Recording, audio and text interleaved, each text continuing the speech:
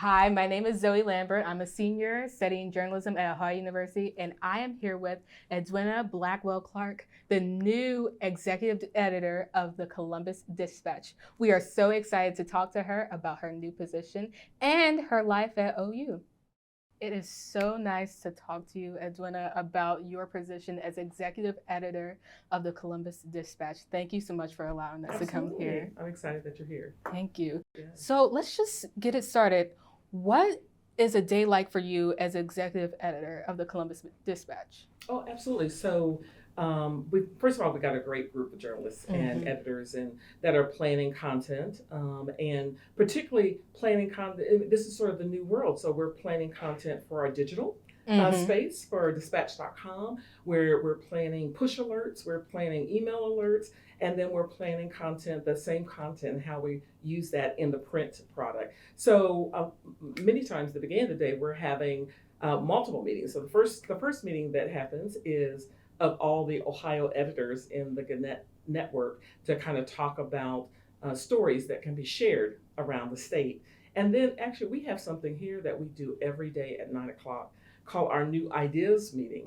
And so it's actually something that was started before I got here, but it allows the entire staff to come on a call and let's talk about what's trending, and what ideas that the entire staff has that they think that we need to pursue for that day or the following days.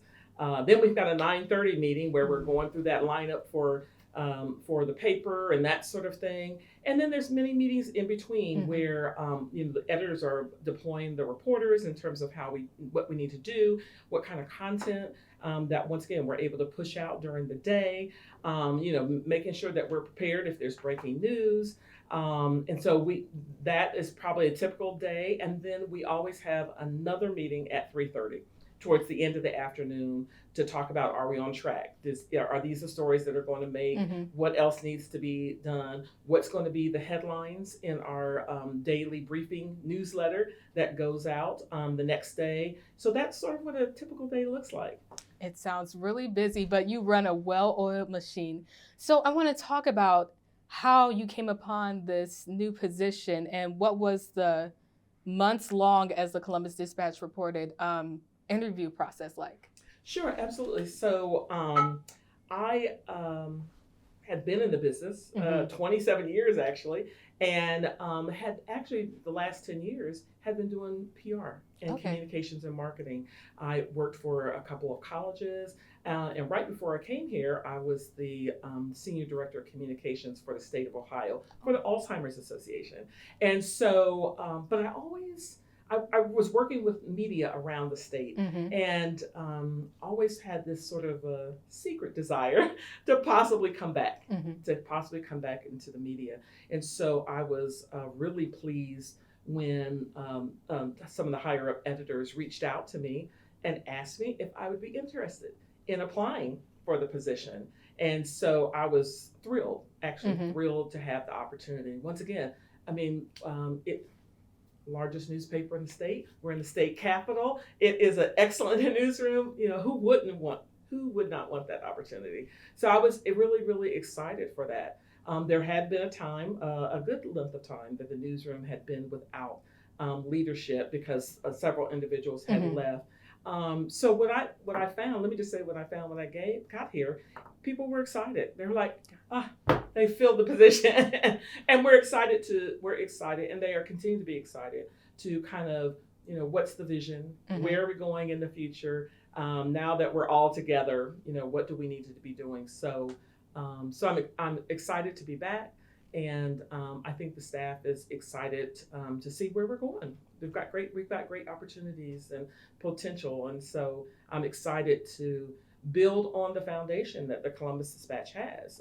We are in our 151st year of existence, of being the paper and the main source for news in this market. And so that's an awesome responsibility, when you've got 150 years behind you of great journalism and serving the community. And so we just want to I want to continue that. Then we will continue that as we go forward. Nice. So let's go back to where you said you left the news business for a while. Why did you decide to leave newspapers? Good question. So once again, it's been about 27 years, and when I was at Ohio University, I was in the school of journalism, but my focus really was on public relations. Although a lot of my experience had been newspaper experience. And at wonderful, when I was there, Cortland Anderson was the director of the School of Journalism, and he actually helped me find my job, my first job at the Cincinnati Post, which was a Scripps Howard paper. And so I had a wonderful career in newspapers. I mean, I loved it. But I had always thought at that time, maybe I might want to try communications, public relations, marketing, those sorts of things. That was my original goal when I was in college. So I decided to step out and try that. And did that for 10 years.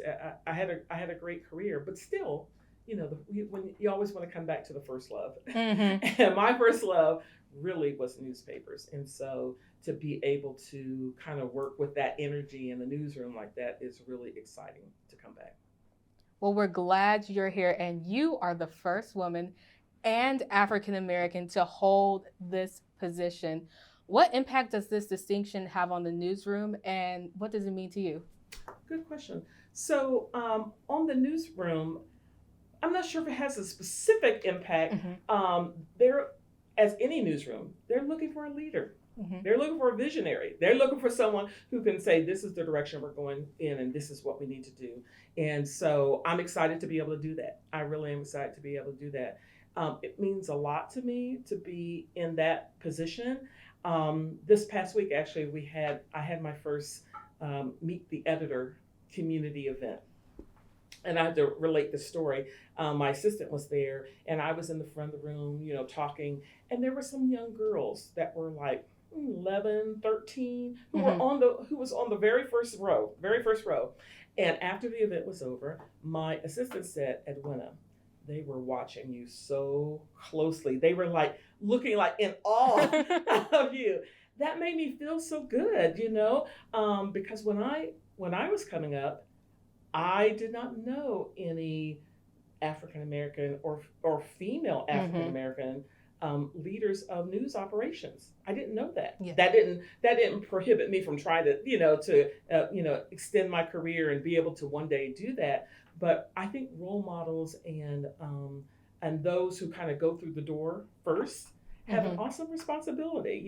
We really, that anybody who is the first in whatever category has an awesome responsibility to do well, to excel, and to keep the door open for others. That's really what it's all about, because we want to embrace young talent, bring them in, give them growth opportunities, because that's what I wanted when I was younger. Right. To be embraced, to be trained, and to have opportunities. And so that, I think, is just so critically important, whether it's this newsroom or whatever, anywhere. That's just really so important. So it's an awesome responsibility, and I hope to do that. I really hope to do that. And that is also one thing that Gannett is very concerned about and very committed to, which is making sure that their news operations reflect the communities in which they are operating. And I think that's an awesome goal. Well, thank you for opening this door for many African American and women journalists. Now, can you tell me a little bit about your childhood and how it shaped your future career choices in journalism and communication? Oh, interesting. So I'm from Springfield, Ohio. Oh, okay. And, that's 40 minutes to the west of here in Columbus. And I grew up in a newspaper household. Oh. My parents read the newspaper daily. And so I was used to, that influence. But as I said, when I went to Ohio University, I was really more interested in public relations and those areas.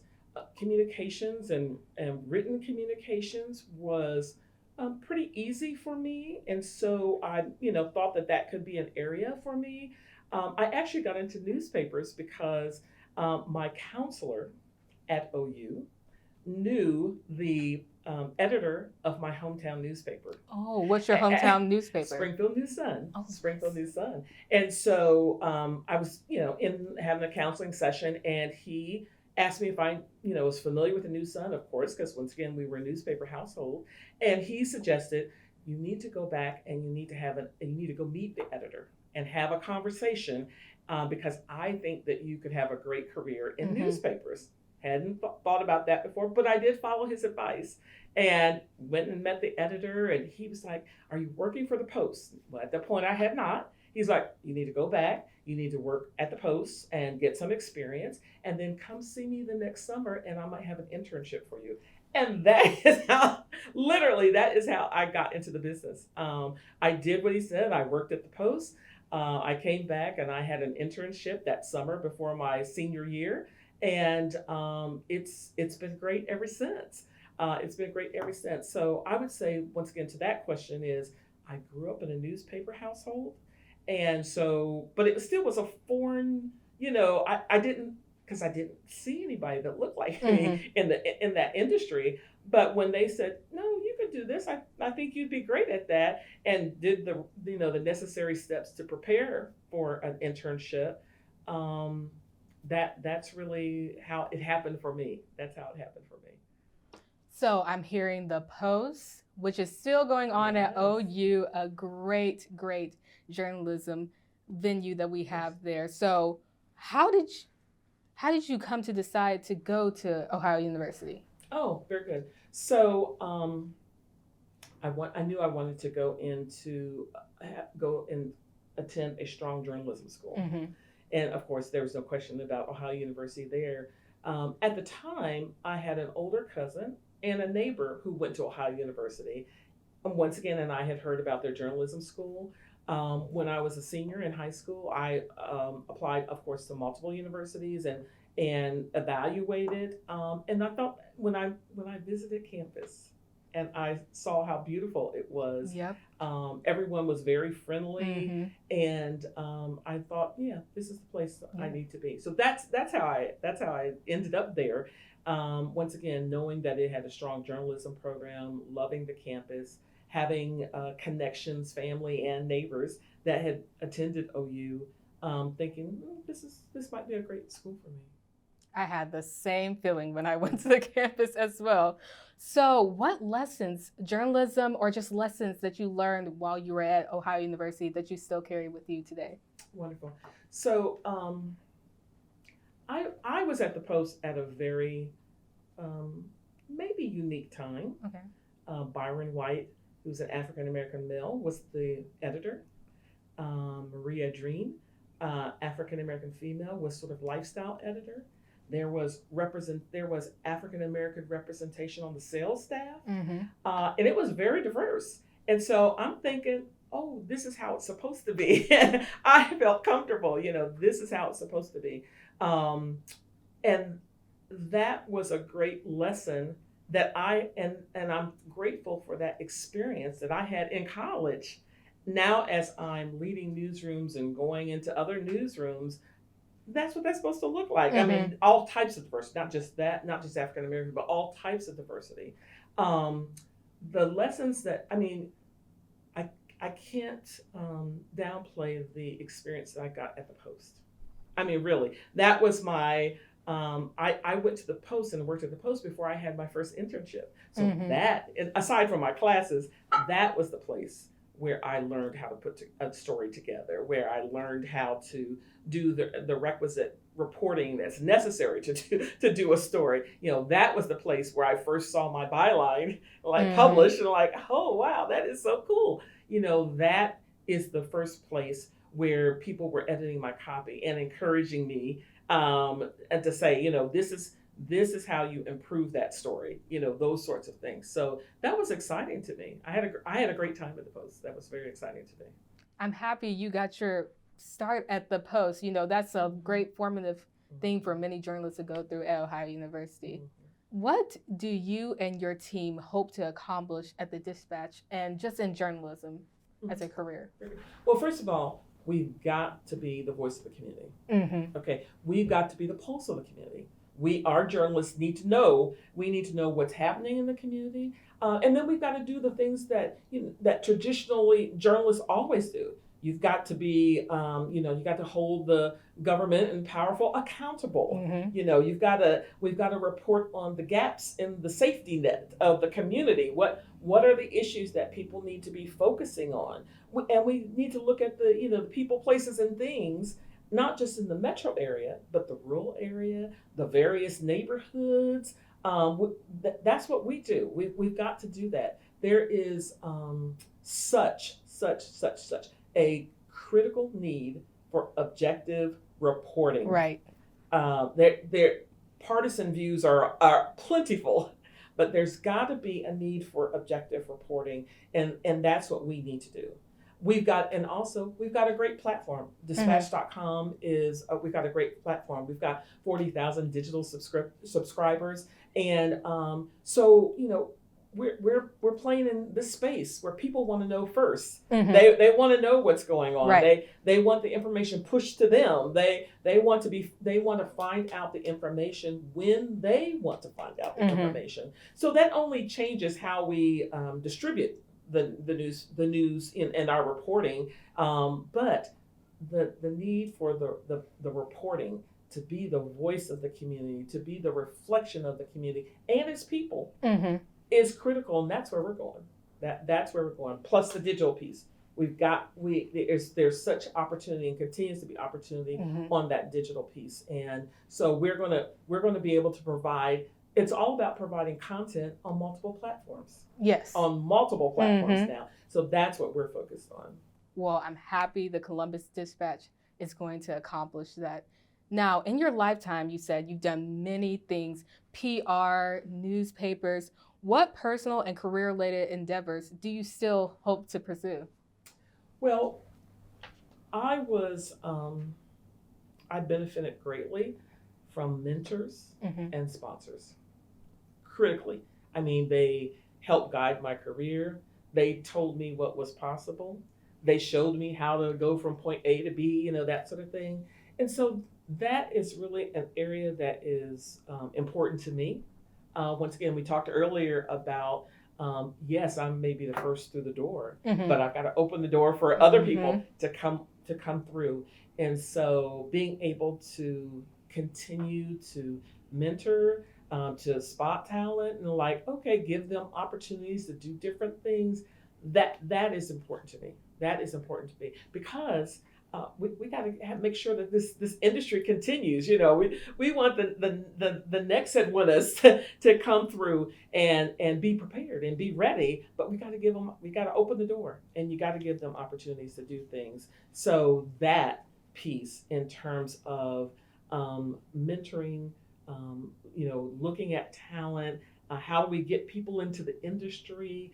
That's really, really important to me. And I also now not conversely, but on the other side is, I want us to win on the digital front.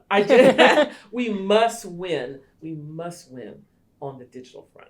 And so I'm excited about being able to accelerate what we're already doing. What are those new opportunities? What are those new platforms that we've got to be strong on? So leading that is really exciting to me too. So as an aspiring journalist, I'm so grateful to be doing this interview with you and just to hear your story. So what advice would you give to people that are already in the industry and people that want to be in the industry? So I think for people that are in the industry, I think the first piece of advice is the paths today for career advancement are not always linear. Not always linear.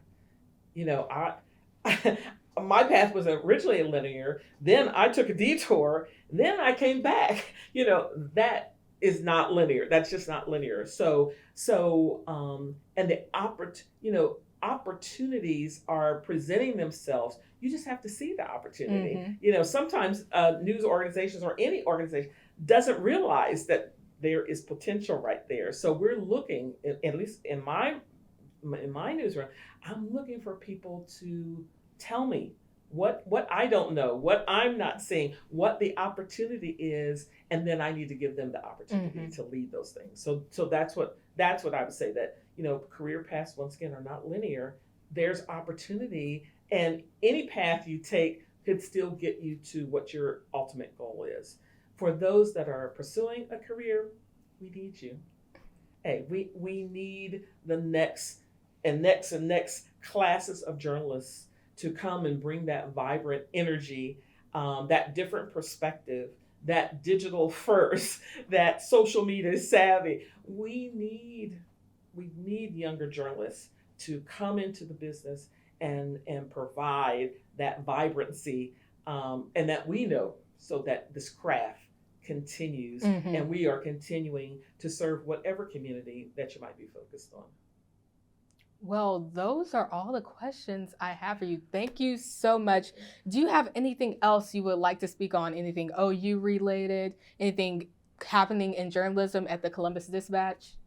Um, let's see. Um, I would just say that once again, I had an I had an excellent experience at OU, and I've had younger sister, other cousins. Actually, there's quite a few people in my family who have, since I've been there, have gone to OU. It provided an excellent foundation for when I look back on my career. It all started at Ohio University, and that is, I'm so grateful for that. Mm-hmm. I really am very, very grateful for that. Um, as it relates to the dispatch, hey, we're ready.